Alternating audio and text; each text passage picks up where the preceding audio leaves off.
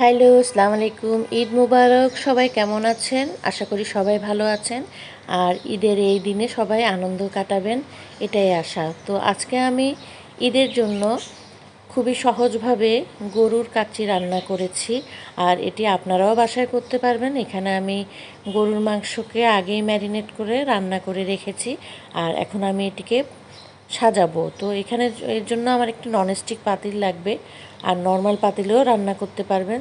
তো এখানে আমি পোলাওটাকে একটু তেজপাতা, এলাচি, দারচিনি আর লবণ দিয়ে হাফ সিদ্ধ করে নিয়েছি। এটি আমি এখন মাংসের উপরে ছড়িয়ে দেব।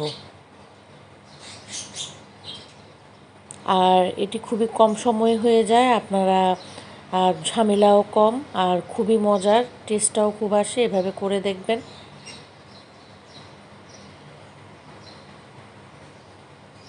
তো এখানে আমি আলুটাকে সিদ্ধ করে ভেজে রেখেছি, সেই আলুটা আমি এখন দিয়ে দিলাম। এখানে আমার বেরেস্তা, কিশমিশ, কাঁচামরিচ, গুঁড়া দুধ, চিনি, বাদাম সব একসাথে মিক্স করে আমি মেখে নিয়েছি, সেটি আমি এখন তার উপরে ছড়িয়ে দিলাম। আর এটি আপনারা অবশ্যই করবেন, দেখবেন এটা স্বাদটা অন্যরকম হয়ে যাবে। আর এখন আমি গোলাপ জল, কেওড়া জল দিয়ে দিচ্ছি।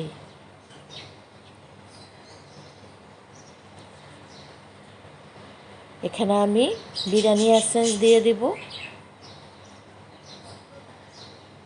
আর এইভাবে আপনারা করে দেখবেন, খুবই অল্প সময়ে এই কাচ্চিটা করতে আপনার 20 মিনিটের থেকেও কম সময় লাগে।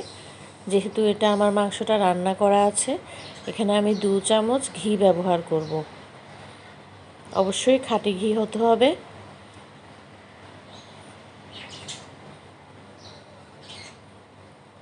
যেহেতু আমার মাংসের মধ্যে এমনিই অলরেডি তেল রয়েছে, আর এখানে আমার বিরিয়ানি মশলাটা আমি দিয়ে দিচ্ছি।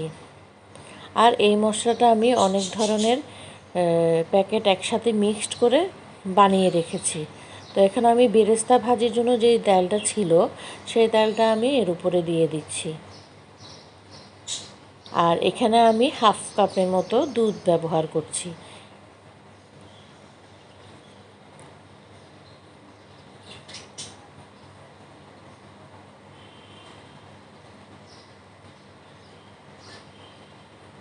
এই রকম নিয়মে যদি আপনারা কাচ্চিটা করেন গরুর মাংসে, তাহলে দেখবেন যে একদম রেস্টুরেন্টের মতো হবে। একবার হলেও বানিয়ে দেখবেন। আর এখন আমি এটাকে সিল করে দিচ্ছি একটু আটা দিয়ে।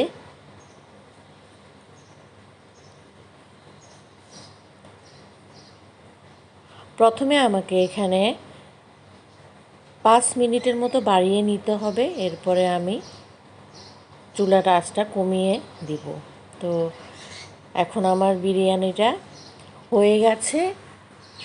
যখন এই অবস্থায় আসবে, তখন আমি নিচে একটি কড়াই দিয়ে দিয়েছি। কড়াইটা দেওয়ার কারণে নিচে পুড়ে যাবে না। তো সেজন্য আমি নিচে কড়াইটা দিয়ে রেখেছি। আর আমি বিরিয়ানিটা এখন মিক্সড করে নিব, আর একটু দেখে নিব লবণ ঠিক আছে কি না। এক্ষেত্রে যদি লবণ কম হয়, আপনারা একটু ছিটিয়ে দিতে পারেন। আর সেম পদ্ধতিতে রান্না করলে এই পুরো ফ্লেভারটা আপনারা পাবেন। এখানে খুবই সুন্দর গ্রান বের হচ্ছে, আর খুবই অল্প সময়ে এই বিরিয়ানিটা হয়ে যায়। আর আপনাদের যদি এই রেসিপিটা ভালো লাগে, অবশ্যই লাইক, শেয়ার, কমেন্ট, সাবস্ক্রাইব করে দিবেন। সবাই ভালো থাকবেন। আল্লাহ হাফেজ।